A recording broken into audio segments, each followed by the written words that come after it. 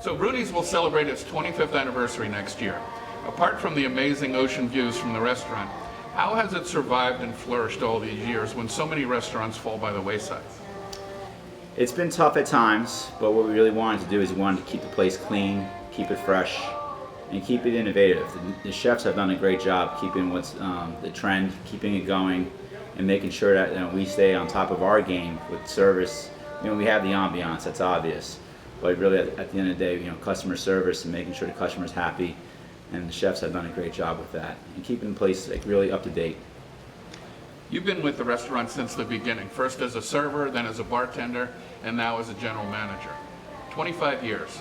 That's a remarkable tenure in this industry. How'd you do it?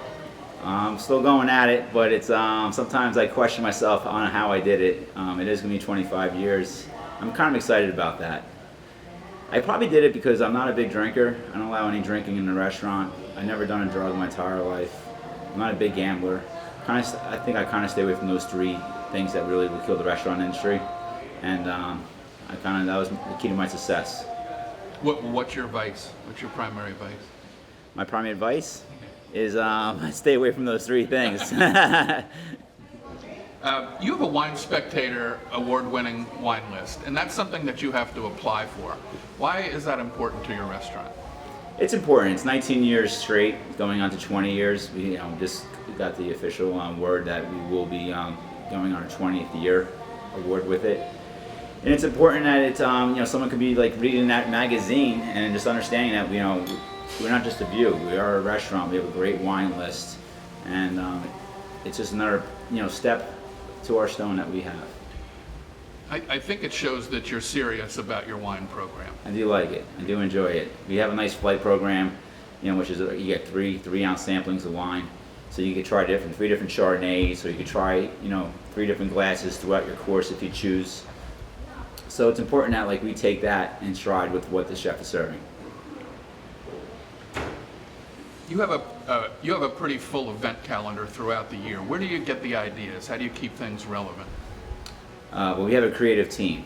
Our team kind of just sits down once a week, and we try to think about some ideas. And actually, our chef is, he's a jokester, so he's always coming up with these one-liners. He's like, forget Cinco de Mayo. Let's call it Cinco by the CO. And then it just clicks. And then we took in the paint nights that we have.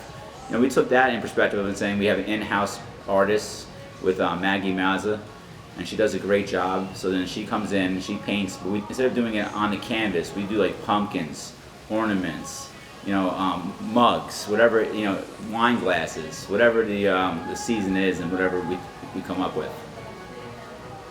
So what are some of your favorite menu items? Probably has to be the Angry Lobster. It's the home of the We are definitely the home of the Angry Lobster. We know that it started out in New York, out at El Ponte, and we took the recipe down here with They're Okay, and just kind of ran with it. And we've done nothing but a great job with it. What is the Angry Lobster? An Angry Lobster, it's a 2-pound lobster in its original shell. We cut it into pieces. We do a pan sear in olive oil, garlic, roasted red peppers, basil, a little oregano. And we do bake it in the oven to finish it off, and it's just nothing but a signature for the restaurant at Rooney's. What wine would you pair with that? Actually, I'll probably do a red Zinfandel. It has a little spice kick to it. Anything you'd like on the menu that's not there yet?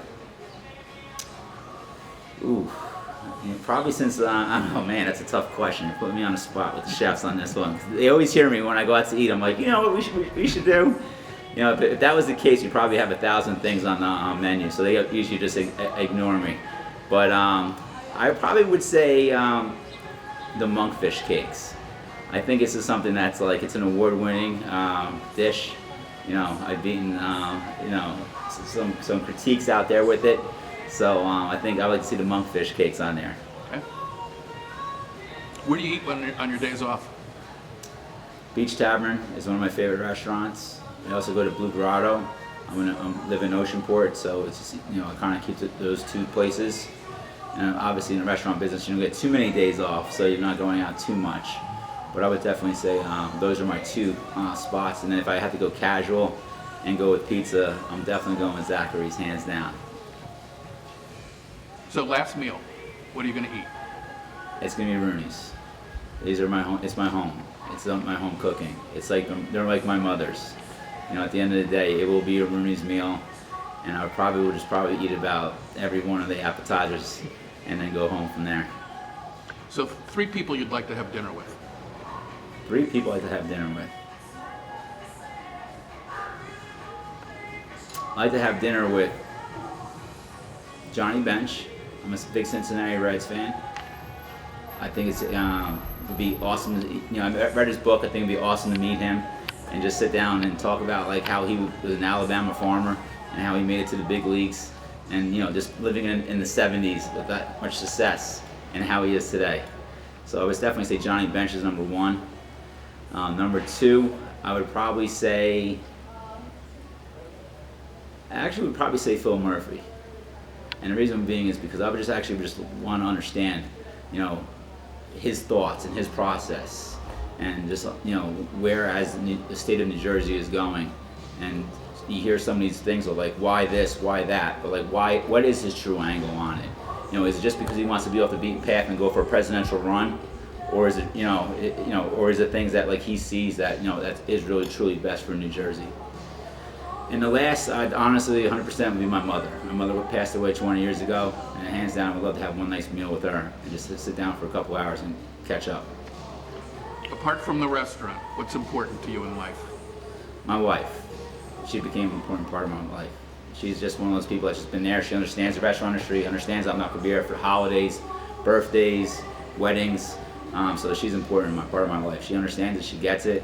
And she has the house looking great, and everybody, I get all the praise for it, right? I'm at the restaurant, oh wow, your house looks great, the porch looks great, the flowers are great, and I'm like, yeah, no problem, but it is my wife at the end of the day.